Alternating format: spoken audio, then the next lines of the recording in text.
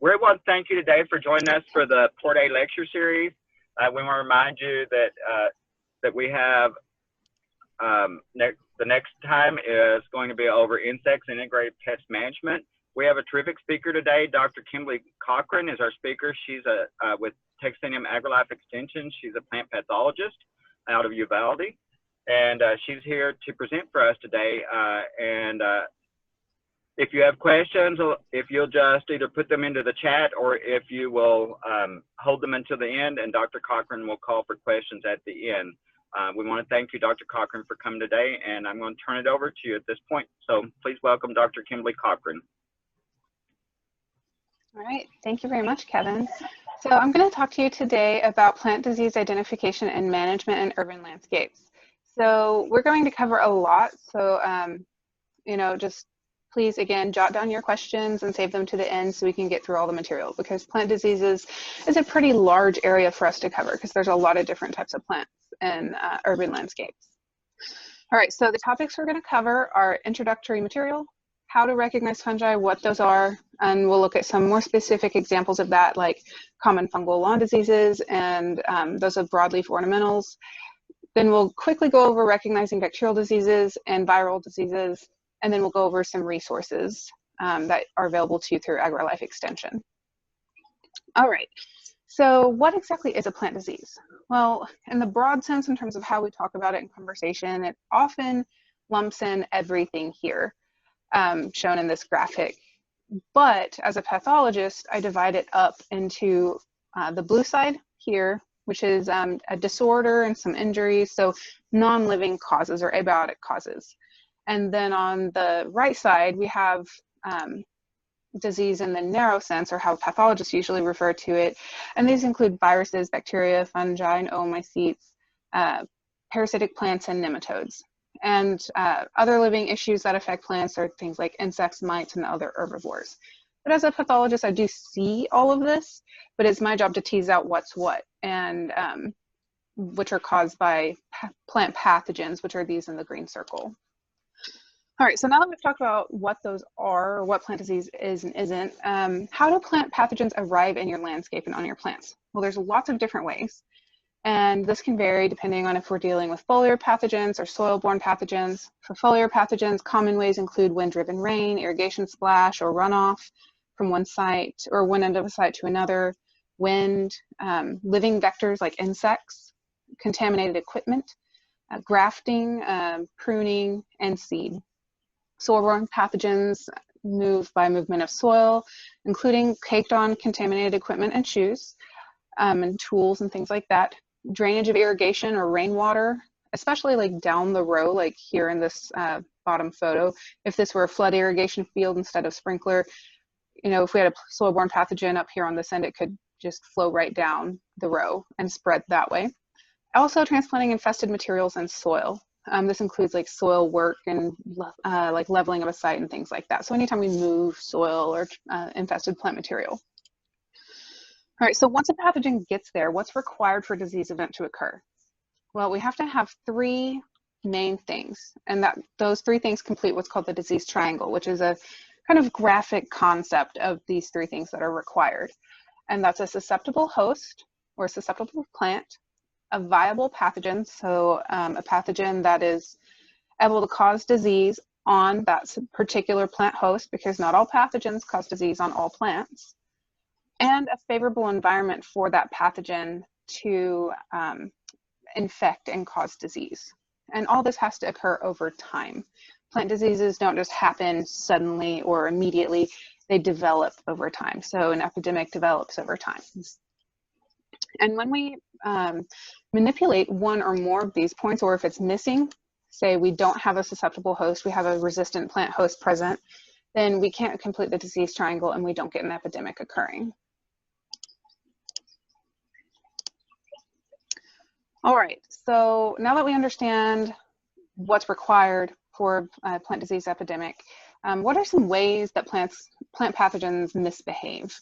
Some pathogens are highly host specific, so they'll only infect one or a few types of plants. Other pathogens are very broadly infective and able to infect a huge variety of plants. For example, Cotton root rot can infect several hundred different species of plants. In fact, the huge variety of broadleaf plants. So that would be an example of a pathogen that can infect a wide range of plant types. Among plants, or plant pathogens, we have soil-borne versus foliar, and both of these can cause a very wide variety of symptoms, including things like wilts, fruit rots, cankers, leaf spots, stem blights, even galls on the crown and roots. There's also root rots. All right, so in a nutshell, when we have a disease problem, what are some management tools that we can use? Plant resistance is a great one. This is generally going to be pretty specific to a known problem that you have. That's what this S means right here. And that's the genetic ability of a plant to stop infection or stop a disease progression if it gains infection. Cultural methods can be specific to your situation or just general preventative practice. Things like good water practices, like switching from sprinkler to drip if you can, improving drainage on your site and optimizing that for your plant, improving air movement to keep things kind of dried out in the canopy, tillage to help reduce the amount of old decaying plant matter that's there, crop rotation if you guys are working on some sort of public garden or something like that, plant nutrient optimization to reduce stress on the plant, and adjusting organic material. For example, adding, if you have a soil site that's really poor in its organic material, just to kind of help reduce the stress on the plant, and also sometimes make conditions unfavorable for a pathogen. And also remove volunteers and weeds, because those can harbor disease and insect vectors. Physical sanitation, again, can be specific to a specific problem you're having or general preventative. And this is direct disinfestation and removal of plant material. So culling out infected plants, or pruning out infected plant material on trees if needed. And also sanitizing your equipment, tools, and boots, and so on. Next, we have applications. Again, this can be specific or more generally preventative if you have a history of a known problem. Some products are protectant and preventative, others are more therapeutic or curative. The key thing with chemical applications is that always pay attention to labels and products that you may need a license for, so always be careful with those. And lastly, quarantine, and this can be informal, just kind of something that you institute on your own based on a problem you have or have had a diagnosis of, or a formal quarantine. You guys are in the area of a couple formal quarantines like citrus greening, and if you have questions about that, you can always get in touch with myself or the clinic and College Station. So quarantine is going to be a more specific approach for a specific problem. All right, so on to recognizing fungi. This group of organisms has a huge diversity in their appearance and function. Not all of them are plant pathogens. In fact, a lot of fungal organisms play a major ecological role in just the breakdown and decomposition of old dead plant material and animal material, and contribute greatly to the nutrient cycling in an ecosystem. But there is a small subset of fungal organisms that are plant pathogenic, meaning they can actually cause disease on living plants. And of all the samples I see, and this is also true for other labs, this is by far the most common group of plant pathogens out there. So most of the time when we see a problem, it'll be a fungal issue. Now on these photos, these are all reproductive structures, and this is just a very small kind of snapshot of examples. There's a huge diversity out there, and their structure, function, appearance, and some of them are even microscopic, where you can't really easily see them with the naked eye. The key thing with reproductive structures is they only emerge sometimes. They're not necessarily always present constantly. So these are something that you'll see from time to time. Now, with recognizing fungi, another component would be hyphae. These are the individual thread-like structures that make up what you can kind of think of as the body of the fungus. And this is what colonizes the substrate. In this case, on the top, it's an old dead log. So what you see on top is only a fraction of what's there. There's a huge amount that's penetrating down into that old dead log. So this, in the case of plant pathogens, can colonize a living host plant. And here's an example of hyphae. This is actually a common turf disease called Rhizoctonia, and it looks very much like a spider web in the dew, but if you look closely, it's much finer than spider silk, and you don't have that distinctive pattern that you do with spider webs. So these make up the majority of the biomass of a fungal organism, and its job is to digest and absorb nutrients. And I say digest, it's not really digesting the way that people do, but it's kind of similar. It breaks down nutrients for the fungus. And again, these will sometimes be on the surface, but it's always within the substrate or plant host. All right, so now that we've kind of got some of the basics out of the way, what are some common lawn issues? One of the common things that I see every single summer is take-all root rot. And this is a soil-borne fungus. You might have heard it referred to as GGG, which is Graminomyces graminis graminis. And this does thrive in calcareous high pH soils and on stressed turf, but it can function in a wide range of soil parameters. That's just where it really thrives. And I see this especially during the heat of summer. And it typically will expand to cover really large areas, like you can see in this picture. And it has kind of diffused edges on the area. So it's not just like a hard edge of dead and then fine. It's kind of a gradient of thin, patchy, puny looking turf.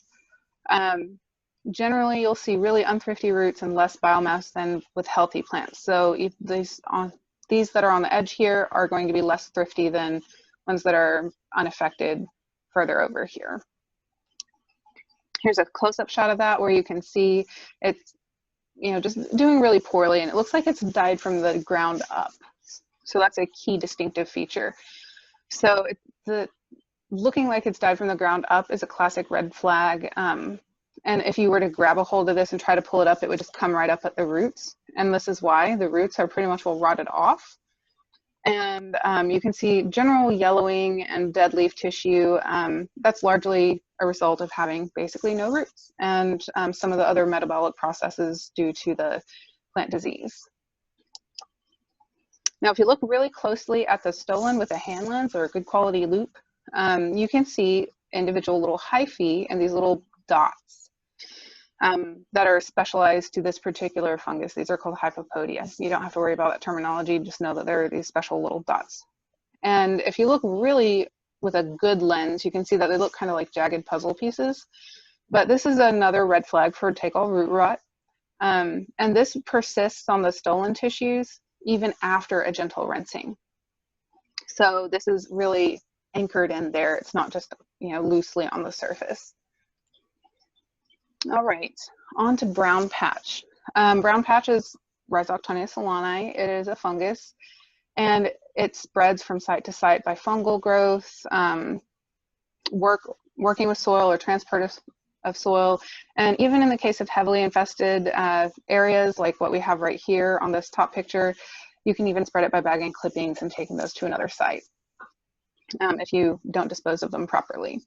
Now, this can be pretty long-lived in the soil due to these specialized little structures. This is a culture of that fungus. And these little special structures that look kind of like a little pebble are called sclerotia, and they can survive for decades in the soil. So this isn't something that you can just easily eliminate once you have it. Now, this is most active between 75 and 85 degrees and moist conditions. So this is really mostly a spring and fall problem for us. And it is characterized by these large round patches, and they can be kind of oblong sometimes or merged together with several patches. Now notice, with brown patch versus take-all, on brown patch we have kind of a firm edge here on the area, and it's often yellow, not always, but it will often look yellow. So that's a key distinctive feature. And that's what we would call a clean edge, versus take-all root rot has a more diffused edge. So what are some other telltale signs in terms of differentiating these two? Well, brown patch is actually considered a foliar disease. It won't have symptoms on the roots or the stolon like take-all root rot, though this fungus does actually live in the soil, so that can be a little confusing. With brown patch though, the leaf sheaths will become rotted, and if you tug on the leaf blade, it will easily separate from the runner. Brown patch again will not discolor the roots typically. Take all root rot though is a true root rot, so if you pull on the plant, it will come up at the roots easily. And as we saw in that picture, there won't be hardly anything left of the roots. And the leaf sheath will not easily separate from the stolon. So here's an example. If you were to have a suspicious area of turf and you grabbed on a blade and tugged on it, it would come right up and you would be left with this, where the sheath came away easily at the base where it attaches, because this is the key symptomatic area, especially initially before it's completely dead. So you'll want to do this on an area that's not completely dead yet, just you know, in the early to moderate stages of progression. All right, another thing I see a lot in heavily managed turf is fairy ring. And the thing with fairy ring is that you will only sometimes see these reproductive structures, which are mushrooms. And those usually occur after good rain or after a nice humid period. I often see these in the fall or spring. There are many, many species of basidiomycetes, which are the type of fungus that make mushrooms, that can cause this problem. This is more what it looks like when you don't have an active reproductive stage of mushrooms. So it'll look kind of like just a dead ring with a bright green flush behind it. Sometimes you'll have a dead spot in the middle, and that's because underneath the grass there's actually a dense mat of mycelium or hyphae. Mycelium is collective hyphae, the collective term for hyphae, and that is a hydrophobic mat.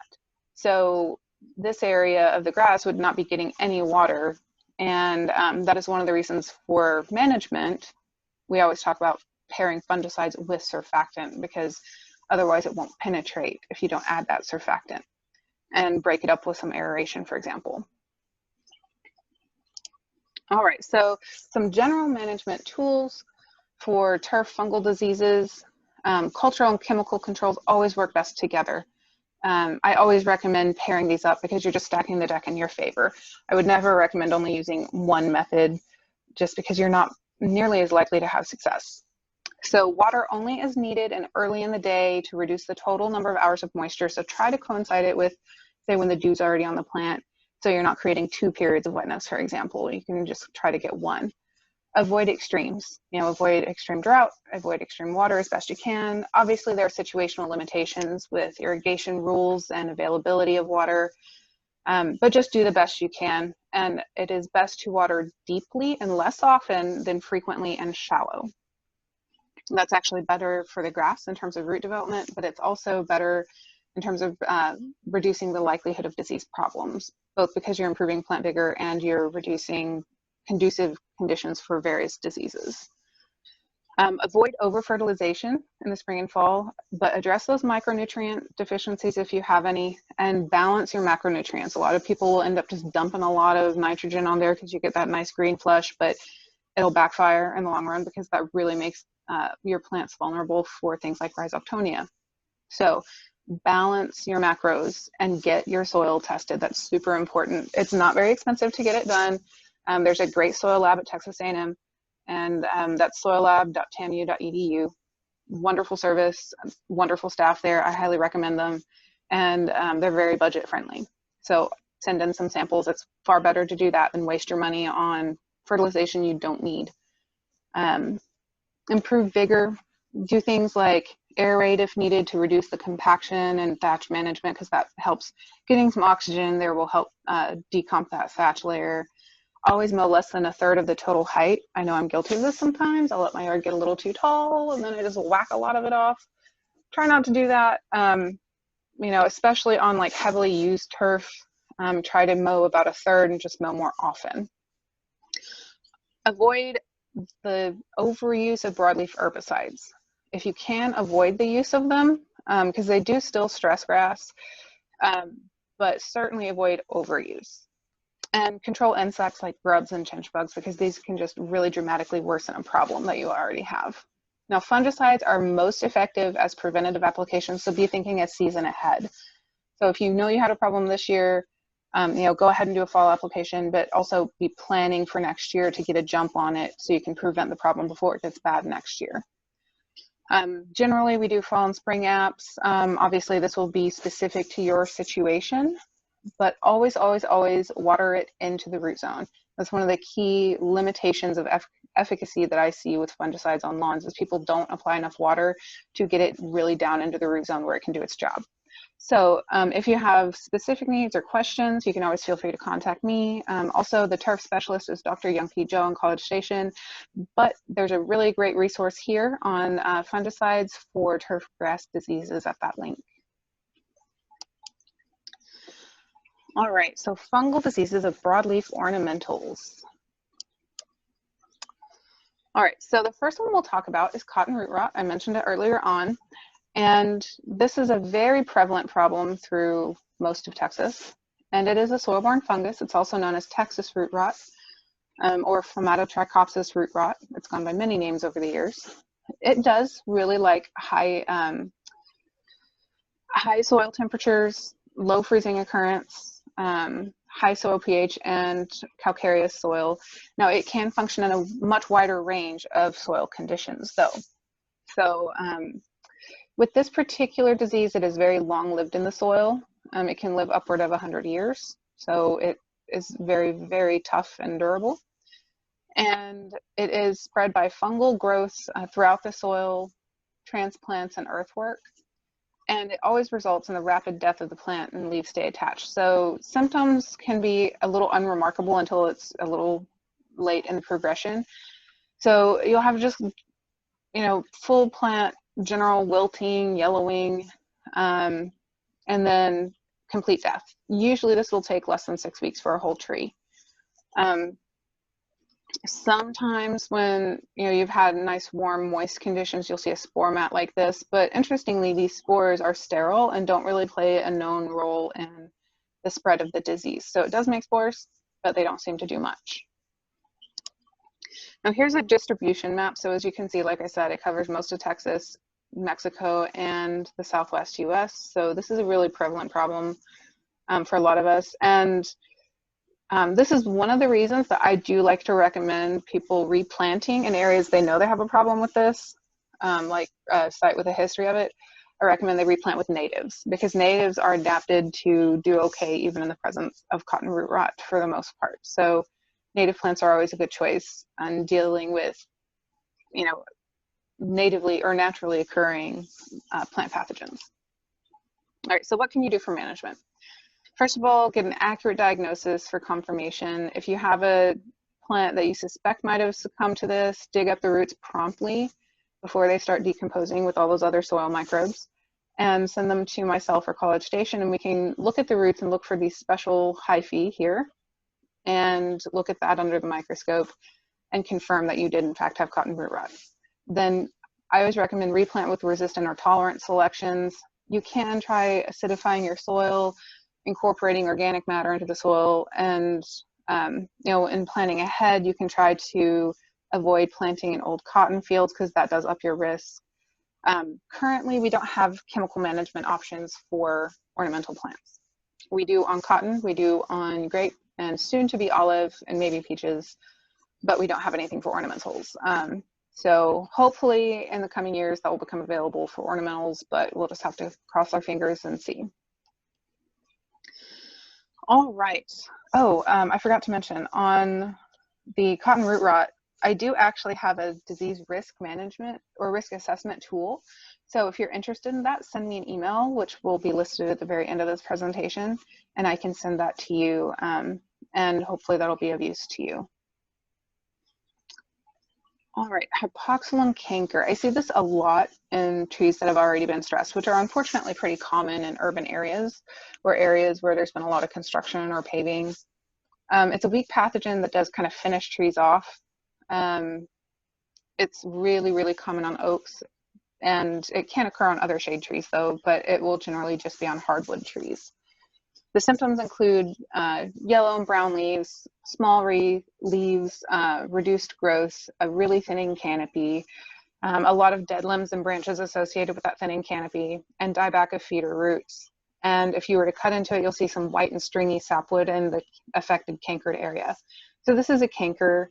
This is kind of a further back view of a more advanced case where you have lots of cankers that have merged together. All right, so here's some kind of closer views. The early stages will look kind of like this, where it'll have kind of a crusty fungal mat and the canker. And here you can see the canker where the bark has come off. And in this case, it's an olive green color. It can be reddish brown. Later stages, that mat will appear kind of pale gray. It'll kind of flake off some, but this will occur over an extended period of 6 to 12 months. And later on in advanced stages, it'll have kind of smaller patches that will it'll merge into larger areas like what we saw in the bottom photo on the last slide. Now, when you have hypoxylon canker, generally the only recommendation is to remove the tree because it will eventually kill it. And it's also, like I said before, typically a sign that that tree is already on the way out and you're just delaying the inevitable. And with the, dropping of limbs and things like that, it can be a serious safety risk. And that's always something we have to consider in urban areas or even in rural areas where the tree is like close to a structure or home or something like that. So always, always, always consult with a tree surgeon or licensed arborist to assess the safety of a tree in question. And here's what that would look like if, the tree is cut down. Here you can see the canker right there. And this is what the inside of that wood would look like. So you'll see just a lot of discoloration. And if you were to cut it lengthwise the other way, you'll see that white stringy sapwood in this area. All right, oak decline. This is a combination of abiotic factors, disease, and insects. And this is unfortunately really common nowadays in Texas. Generally, the dieback will increase each year until only the main limbs remain. It can be a very slow decline of 5 to 10 years on live oaks. It can be a little faster on other species of oak. But again, there's no management, and it's super important to consult a licensed arborist for safety. Because an individual large limb like this can weigh a couple thousand pounds. So if it falls on somebody, that can be a major problem. All right. Oh, I forgot to mention on the last one, this is often associated with lots of construction in the area that kind of kicked off a lot of stress for the tree. Also, wildly cycling periods of drought and excess moisture can also contribute to this. So basically anything that really ramps up the environmental stress of the tree, injuries, and then we often see diseases like opportunistic diseases and insects kind of piggybacking in to hasten its decline. So, all right, fungal canker, dieback, and twig blights. I see this a lot on ornamentals. This is actually the most common issue I see. This includes quite often a fungus called Phomopsis and several other similar fungal species. They often gain entry through injury, and the spores, after colonization and infection and everything, the spores will emerge and splash onto a new site for infection. So here you can see some Phomopsis canker dieback on a blue spruce. I see this a lot on evergreens in general. I see this a whole lot on Italian cypress in the Uvalde area. Like almost every single Italian cypress sample that comes in will have this. I also see this often on roses. So fungal canker and dieback is very, very common on roses. Generally, we focus on preventing injury, cultural control by limiting that splash, so switching to drip irrigation, sanitation of symptomatic plant tissues, so prune that out and dispose of it if applicable, and clean your tools between pruning cuts. And sometimes you can do a fungicide application for high value plants if it's warranted, or if you catch the infection really early. All right, so here's a little case study from Phomopsis canker of gardenia. This primarily occurs on the stems, especially down around ground level, but it can infect the leaves and roots too. But the most visually striking symptoms are the cankers on the lower stems, and it will often start out as a sunken canker like this. And here you can actually see these little black dots, which are microscopic reproductive structures of the fungus. And eventually, in many cases, it will actually kind of form a corky bark tissue, and it will become gall-like in its appearance. So here we have a gall right there. This, again, does infect through wounds. The leaves will wilt, yellow, and drop. You'll often see stunting, and flowers won't open and they'll drop. So again, prevent injury. So weed whackers, things like that. Any yard implements, I see a lot of those injuring woody ornamentals around the base. So prevent injury. Clean your tools with 10% bleach. I know some people, I've seen recommendations of 70% alcohol in the past, but here's the thing. 70% alcohol doesn't really do nearly as much for fungal pathogens, and it certainly does not cut through any sap when you're cleaning like pruning tools.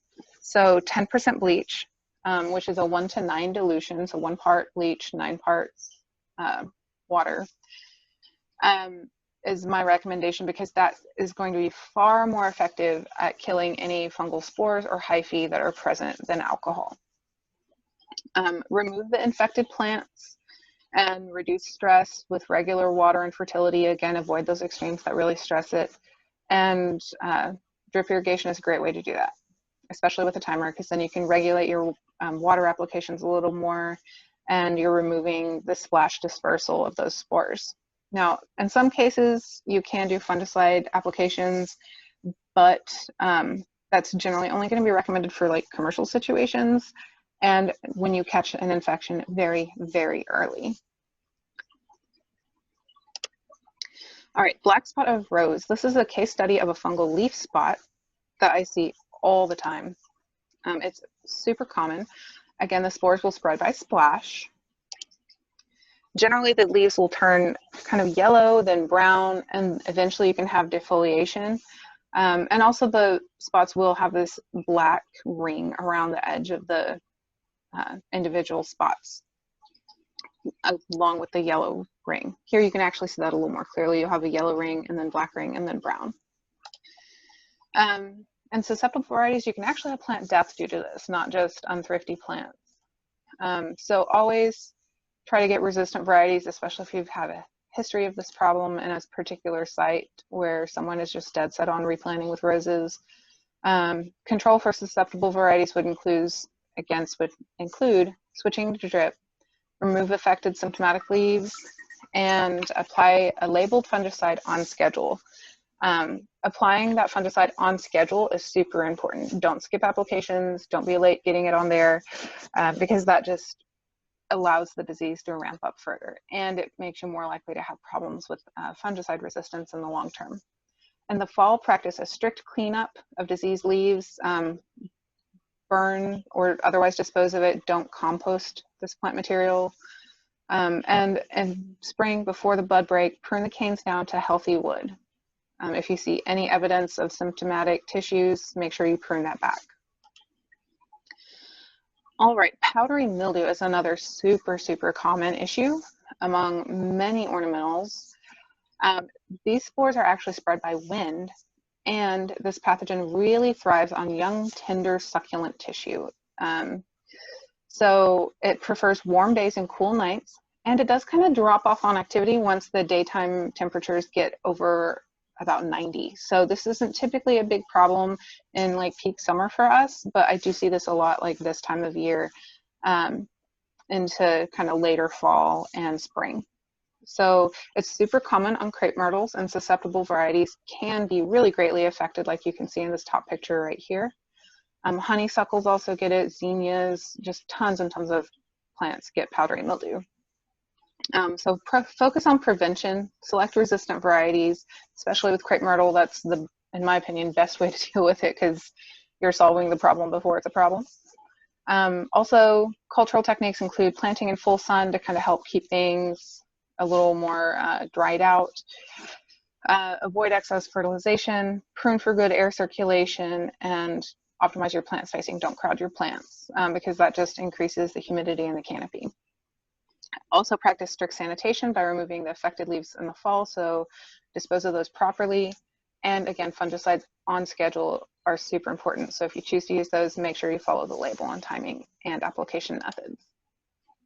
All right, so sooty mold is actually also super duper common, but it's not really a parasite. It is just a fungus that happens to be living on the plant. It's not parasitizing it. So this actually just grows on the surface of leaves, sometimes stems, but typically leaves, and it's consuming honeydew, which are the excretions of insects. So this will self-resolve once your insect problem is under control. So it's not that difficult to deal with it. Obviously, you want to avoid it getting this severe, like over here on the right, because it can actually shade out photosynthesis a little bit if it's really, really severe. But this usually doesn't require any action beyond getting your insects under control. All right, recognizing bacterial problems in landscapes. So I do see this from time to time. It's not nearly as common as fungal leaf spot, but it does pop up sometimes in the form typically of bacterial blights or leaf spots. These are typically favored by wet conditions. Bacteria can be spread by splashing water or insect vectors. They gain entry through natural openings and wounds on plants.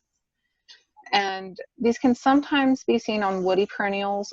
I typically more often will see these on bedding plants. And generally to address them, improve your airflow, keep things dried out with spacing and pruning, reduce that water splash again. Copper applications preventatively can limit the spread. So if you have a minor problem already, you can prevent further spread or worsening of the epidemic with copper-based fungicides. And insect control, because feeding sites create wounds, and in some cases they can actually be a vector, but whether they're a vector or not, they still create openings for bacteria to get in, and it stresses the plant. So with bacterial diseases, a lot of the time I'll see a really dramatic yellow halo around a leaf, like a leaf spot, and it'll either be dark or like very bright cream. Like I very rarely see just like a tan colored leaf spot with bacteria and ornamentals. But it is always best to just get a diagnosis if in doubt, because these are really difficult to tell apart to the untrained eye. All right, another problem I see sometimes is bacterial leaf scorch. This does affect many species of trees, including shade trees and pecan, unfortunately. It's spread by sharpshooters, leafhoppers, and some more insects, and contaminated clonally propagated stalks, so cuttings. Bacteria, like in this case, the bacteria themselves don't really favor a specific environmental condition, but conditions that favor the insect vector can create an increased population and thus increased spread of this pathogen. So with this, it will often be mistaken for drought stress, but with drought stress, I would expect to see that occur evenly over the whole tree. And you can see in this picture, it's not even across the whole tree. So that can be kind of a red flag that you're not dealing with just drought stress. Also, obviously, if you've not had drought conditions or the plant has been irrigated, you shouldn't be having drought symptoms on a tree like this. For management, there's no effective cure once it's infected. You can try to extend the life by maintaining tree vigor, pruning out symptomatic tissues and cleaning your tools in between cuts, obviously.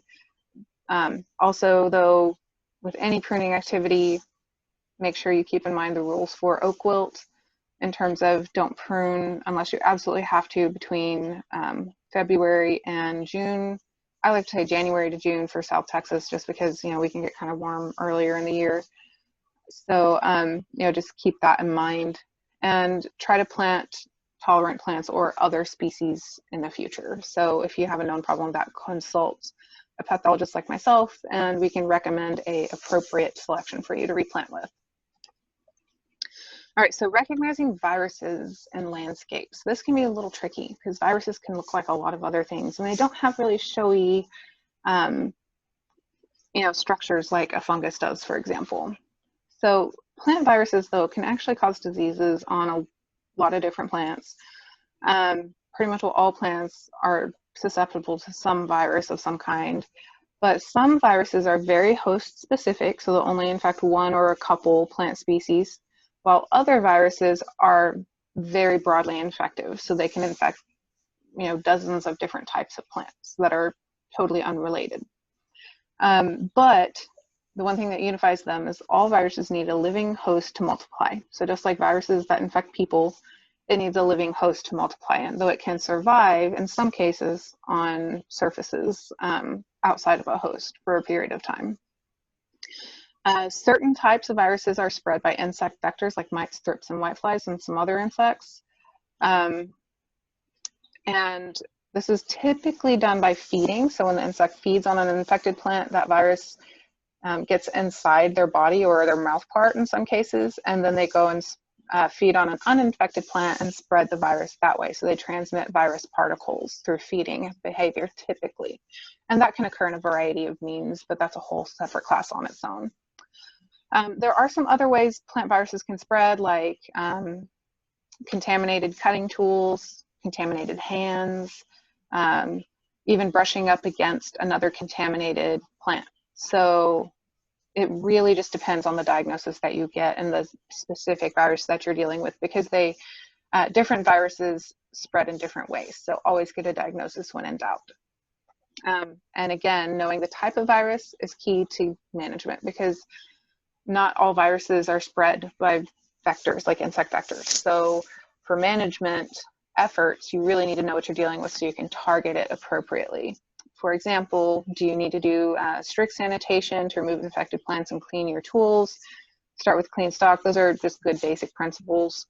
But you know, if you don't have a diagnosis, you don't need to, or you don't know if you need to focus on controlling a specific vector or not. And also, if you don't have a specific diagnosis, you won't know if you can use resistant varieties to replant in the future, which is a great way to solve a problem before it starts. So on this photo over here, we have rosette virus, and this is spread by mites, infested cutting tools, and in some cases, contact with contaminated plant or infected plants, but that has a much lower success rate of transmission than mites and infected cutting tool or infested cutting tools.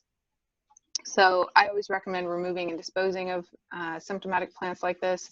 You can't just prune out what looks like symptomatic tissue and then try to save the plant, because it's actually infected and far more tissue than what you're seeing symptoms on. So if you do that and leave part of the plant behind, you're just basically creating kind of a typhoid Mary situation where it will be a repository of disease for your other plants, which we don't want. Also, it's important to clean your tools between cuts, because again, you can spread it that way. All right, another example is tobacco mosaic virus on petunia. And tobacco mosaic virus actually infects a wide variety of plants, not just tobacco, including many common bedding ornamental plants like begonia, mums, geraniums, impatiens, New Guinea impatiens, verbena, and many, many more. Also, it infects a lot of vegetable crops as well. So particularly for like community gardens or homeowner situations, that can be an important little piece of information in terms of this understanding the spread and dealing with potential sources of disease. So with this, typically you'll see mosaic on leaves. Here you can really see that in this bottom picture. You can see it some in the top picture. And you'll also see a lot of distorted growth, so cupping, puckering, kind of slightly twisted growth that you can see here. And on the flowers, you can see that as well. And here you can see some discoloration on the flowers. It can be a little harder to tell on dark colored flowers. And sometimes it can be mistaken for some of the, I think they're called variegated varieties with the flower variegation. But again, if in doubt, get a diagnosis. Now, this particular virus can not only survive in the plant, obviously, but it also can survive for extended periods on surfaces, hands, and dead plant debris. So it's not actively multiplying on those surfaces, but it's able to survive to potentially infect new plants later. So this is spread by contact or abrasion with the leaf. So even if you have a symptomatic infected leaf that just brushes against a healthy leaf, that can be enough to cause infection. So it spreads very easily. Also, this is one one of the main reasons that in the nursery industry, there are limitations on people smoking cigarettes or handling cigarettes before they go into, say, a large nursery that grows the plugs for making the 6-packs for these in the future. So like if you smoke cigarettes, you know, they have tobacco in them, you can get that on the TMV on your hands and then actually spread it to plants when you handle them. So that's why it's so important, and if you work in the nursery industry, to just be aware of that in terms of not infecting hundreds of plants over the course of your work week.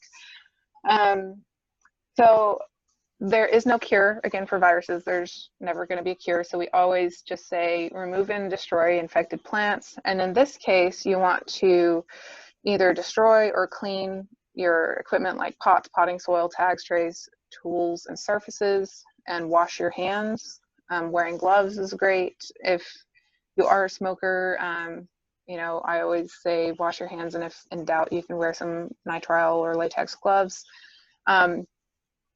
So just be mindful. That's the key with this, is just be aware and be mindful of, you know, how just simple contact can spread this. All right, so parasitic plants are a pretty common problem. I also throw mothballs in here, even though it's not truly parasitic, it's an epiphyte, but they can be unsightly, and in some severe cases, smother trees or other ornamentals that are already kind of maybe struggling due to stress. I do recommend potassium bicarb. Some people use sodium bicarb, which is baking soda, but potassium bicarb has been shown to work better than sodium bicarb at eliminating these. So you just spray it on per label instructions. There's also a lot of copper products out there available for this that also seem to work pretty decently. Now, mistletoe is a very common problem, and it really hastens the decline of stressed trees and other plants, particularly in heavy infestations like this one. And it's also dodder, like this. It's a kind of orangey colored vine, sometimes yellowish. And these are both, again, true parasites that penetrate into the host plant using these little sucker-like structures. They look kind of like little octopus suckers, but they're called haustoria, and they penetrate into the vascular system and literally just siphon nutrients from the host plant. And now these are both true flowering plants. So once they go to seed, it's very difficult to control them. And physical removal is pretty much the only way to get rid of them. And mistletoe, we recommend cutting it out if you're trying to save a tree that's not too far gone. With dodder, you just have to rip it out as best you can and really try to get to it before it goes to seed. But those are both very challenging. All right, so we have a couple minutes, so I'm going to cover some bonus material that I threw in here just in case we had time. And these are how to recognize abiotic problems of plants, which actually, key tip here, abiotic stressors are probably 75 to 80% of plant problems out there, generally speaking. So this is more often than not the problem you're going to have is an abiotic issue. Because for an abiotic issue, you don't need the 3 things of the plant disease triangle to occur at the same time to cause a problem. You just need one thing. And that could be chemical damage, like herbicide. Plants do vary in their sensitivity. Things like citrus are super sensitive. Like here, this is just from little micro droplets sprayed 100 feet away that got caught on a breeze, and this is a citrus leaf. And you get this like bleaching effect. Others look a little more brown or gray, but generally you will have kind of a different pattern than you know, an actual pathogen caused problem. Now, glyphosate or Roundup and other contact herbicides are very, very common. People do sometimes spray when it's a little windy, and they shouldn't, and then you end up having problems. But typically you'll see evidence pop up pretty quickly. If it's really sensitive, within a day, sometimes it'll take a couple days. But some long-acting herbicides can persist in the soil and have more dramatic effects. So those products that are labeled as like, you know, 12-month control or 6-month control, you'll see those lingering around.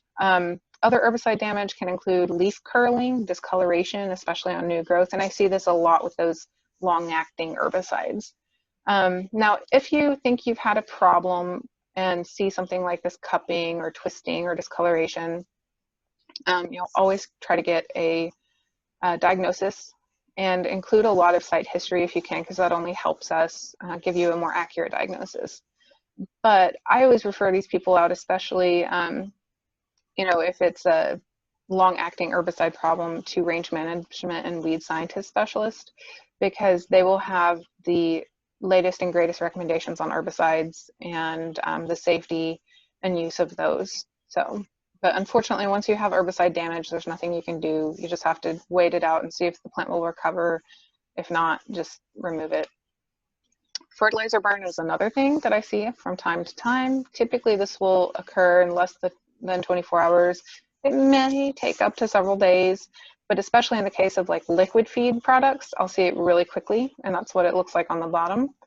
And notice that it looks like, kind of a pattern that looks like splash, or where it's flowed down the plant leaf here. So you kind of have that more dripping pattern, if you will, than a typical pathogen. These slow release products will usually take a little longer, like granular products that settle on leaves might take a little bit longer to show up. Here's another fine example of chemical burn. This is a fertilizer burn with a spray-on product for lawn, and you can see these lovely man-made patterns. So that's a really big red flag, is if you see a distinctive pattern like that, it's not a pathogen-based issue, it's a people problem. So just kind of be aware when you're looking at things, just look for patterns, and that can help point you in the right direction. I do see a lot of weather injuries from hail to high winds, impacts and ripping, and wind, especially in y'all's area, can bring sand and soil abrasions. We get a lot of that as well, especially a little closer to the border down by Crystal City. But the thing about injuries like this is that we often see secondary infections later. So this will kind of go along, and like in the case of this cabbage, it'll go along for a little bit, and then these areas will get secondary infections that can become problematic by the time we're harvesting cabbage heads. So, and also equipment injury, like weed eater injury, is a big problem on woody ornamentals. So just be aware of that, because it is a major source of infection for a lot of pathogens. So just be aware.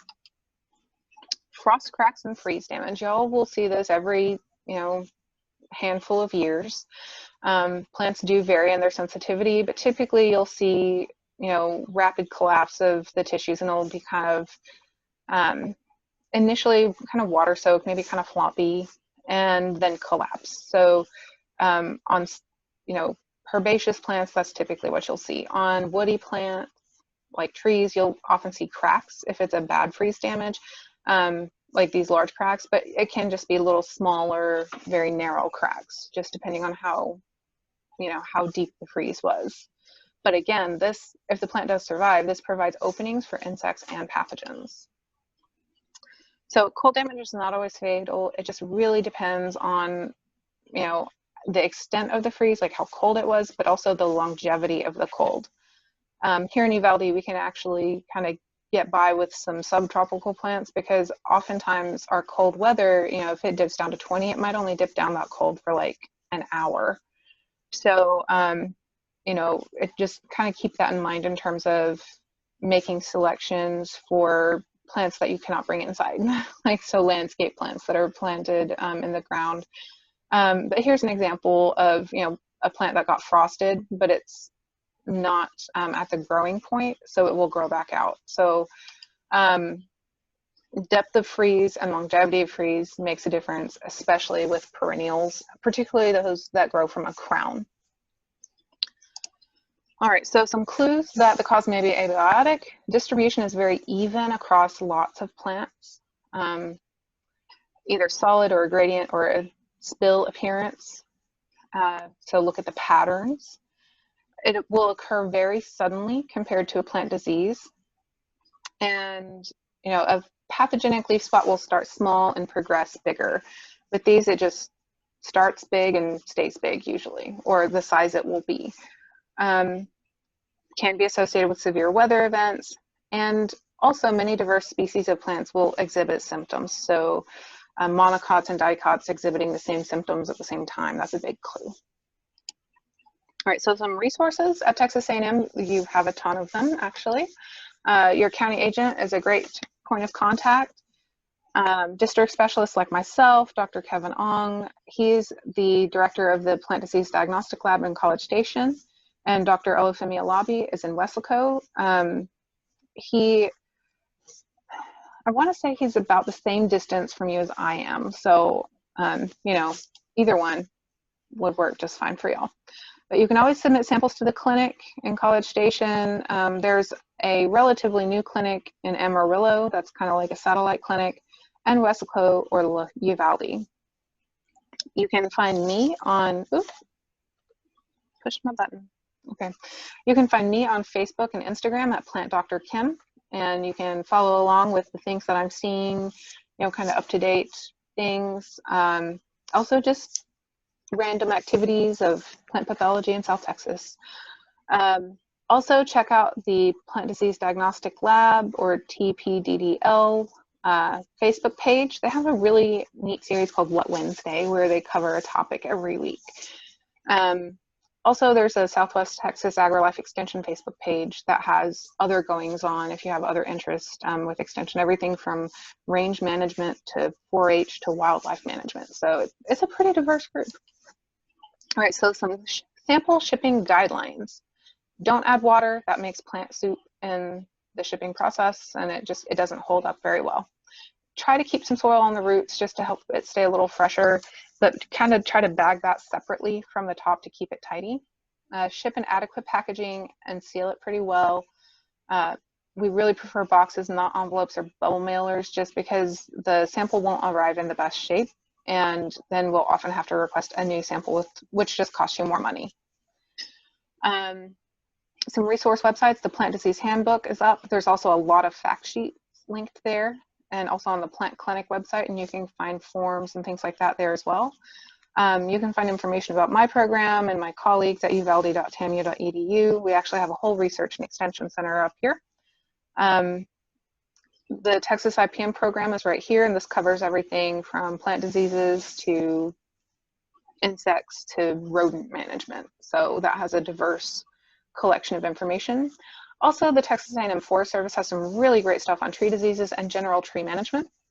And lastly, the American Phytopathological Society. I know that's a mouthful, but that's like the premier professional network for my field. And this is their website. And I give this to you guys because they have a really great download, the Turf MD app. And it's really helpful for not only diagnostics, but also, you know, just kind of on the fly management tools and tips, and it's a really, really great app. I really recommend it. And they have a lot of e-publication resources. And also, we have a lot of fact sheets as well nowadays at the Plant Disease Handbook and the Plant Clinic websites. So those are a little more tailored to Texas problems. All right, so here's my contact info. This is like my e-business card. Here's my email, my phone number, and my shipping address. So that is the end of my talk, so we can open it up to questions. So does anybody have anything they want to know more about? We don't have any questions over here in Port A. I don't see any on the Zoom app either. If anybody has questions that they would like to ask, we have just a few minutes.